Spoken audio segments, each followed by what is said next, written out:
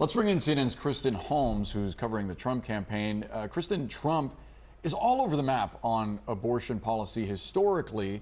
His latest comments, though, sort of casting the responsibility of designing abortion legislation to the states. Walk us through those comments. Yeah, Boris, I mean, this really just goes to show you how fine of a line that Donald Trump has to walk. We know on Monday he said that the decision on reproductive rights should belong to the states, but then today he was criticizing a decision made by the states. Here's what he said on that Arizona ban. Take a listen. Mr. President, did Arizona go too far? Did Arizona go too far? Yeah, they did, and that'll be straightened out. And as you know, it's all about states' rights. That'll be straightened out. And I'm sure that the governor and everybody else are going to bring it back into reason, and that will be taken care of, I think, very quickly. Now, when it comes to whether or not Donald Trump would support a national abortion ban or whether or not he believes that this should go to the states, his team believed that the better political move for them was to say that this should go to the states. Now, that doesn't mean that Donald Trump is not going to speak out on some of these decisions, but their overall thinking on this was that no matter what happens in the states, even if Donald Trump got behind a national federal abortion ban, he would still be blamed for what was going on in the states. And a national federal abortion ban is much less popular across the country. But again, it goes to show you how critical this issue is and how Donald Trump is aware that he has a very fine line to walk. Now, you also mentioned that national abortion ban. He was asked by reporters twice whether or not he would get behind a national abortion ban if he was in the White House, and he said no 2 times.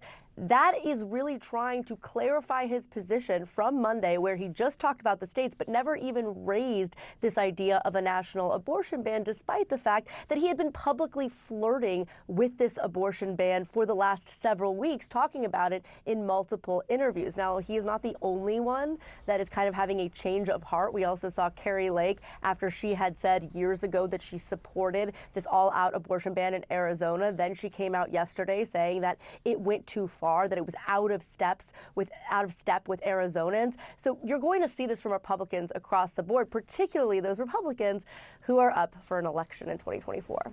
Yeah, she said we have a great law on the books in Arizona, and then yesterday completely backtracked on that. Kristen Holmes, thank you so much. Let's discuss the ramifications of this with CNN political commentator and Republican strategist Alice Stewart. We also have with us Democratic strategist and former senior advisor for the Biden 2020 campaign, Alencia Johnson. Alencia, first to you. Obviously, there is going to be a human cost to this decision in the immediate, and Democrats have expressed anger and frustration over that. Yet, electorally, this is a gift. Yeah, absolutely it is. Listen, and let's be very clear. This is very detrimental to families and people who are trying to have children, who, also continue to need abortion care, no matter what it is, because this is reproductive health care. The reality, though, is this has been the political gift from the Republican Party since the Dobbs decision. And as we see, the polling numbers show the support of access to abortion across party lines, even in very red states. Abortion is winning when it's on the ballot and it's put directly in front of voters. The other piece about this, look, we have so many tapes of President Trump taking credit for the Dobbs decision. And now, because he sees that it is not actually helpful for Republicans, he's trying to go back and forth. But the problem that he has is how is he going to continue to galvanize the base of evangelicals and anti-abortion activists? Whereas for Democrats, the more that he muddies the water on what he's going to say or what he's going to do, we firmly believe that if he was in office, he would definitely sign a federal abortion ban. The more we have to galvanize our base, because this is a top issue for a lot of Democratic voters. Because I wonder, Alice, one side of his mouth, and politically, he doesn't really have a choice when you look at the realities. He has to talk out of both sides. And on one, he's saying, yeah, I'm very proud of what I did, putting those justices in place and that they overturned Roe. But then he was asked about whether they went too far, the Arizona Supreme Court. Yeah, they did, and that'll be straightened out. And he goes on to say, I'm sure the governor and everyone else are going to bring it back into reason, and that will be taken care of. He's relying on Democrats to clean up his mess. I don't know that they're hopping in line to do that. Well, certainly not the Arizona governor is not going to do something to help out Donald Trump. And the reality is, look, Donald Trump should take a lot of credit for what he did to appoint the 3 conservative justices to the Supreme Court and fighting to overturn Roe v. Wade, which has been a big policy for him in the pro-life community.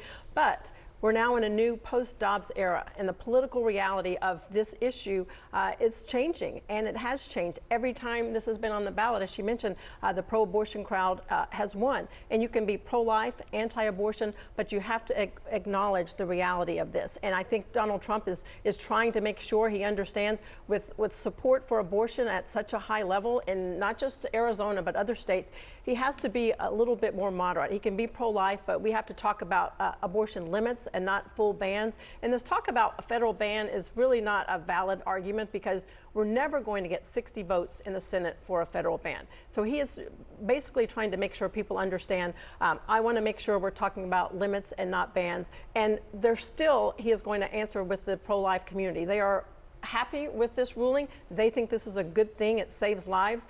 They do have concerns about the ballot initiative that is going to be out there and how this is for unrestricted late-term abortions, as well as not health standards, so children or young kids don't have to have parental consent. So there's some issues from the pro-life community, but I think they understand we need to be a little bit more moderate on this issue if we're going to appeal to independent voters heading into the general election. A lot of those, I will just say, a lot of the things you mentioned don't happen in many states. No. You know, like Massachusetts, I think is 24 weeks, which is like the accepted viability. There's parental consent in a lot of places that are considered liberal states. I just want to be very clear about what we're dealing with state by state. Joining us now is Dawn Penich. She's a spokesperson for Arizona for Abortion Access, the organization leading an effort to let Arizonans vote directly on protecting abortion rights on the 2024 ballot. Dawn, thank you so much for being with us. So this 1864 ban is set to go into effect in 2 weeks.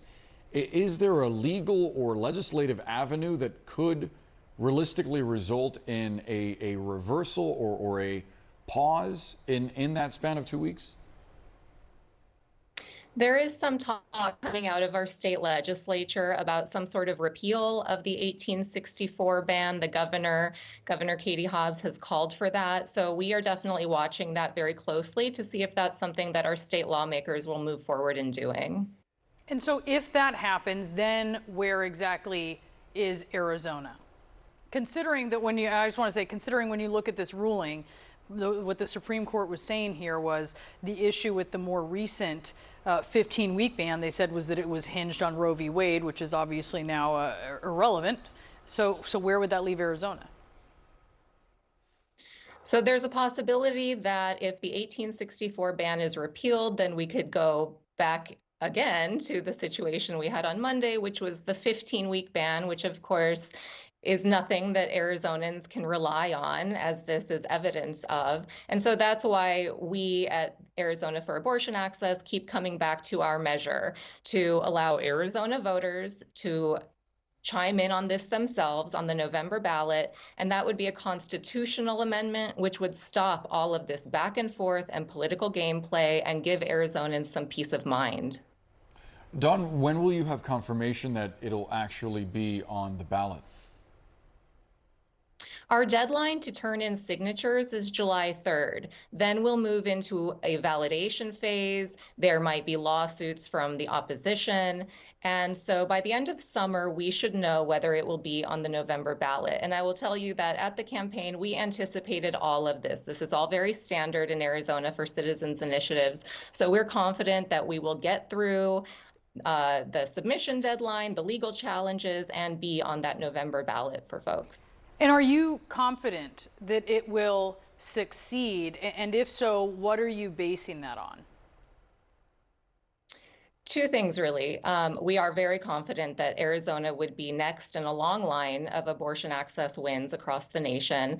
I am out, in the community every single day. So I can tell you from firsthand experience, very many people see us out there with petitions and come rushing over, thanking us for being there because they are so outraged, even before this Supreme Court ruling, at what has been done in terms of reproductive freedoms. But we also have many years of polling, including now in this moment, saying that Arizona voters across the political spectrum, Republicans, Independents, Democrats, support access to abortion. So we feel very confident that we will get this done in November.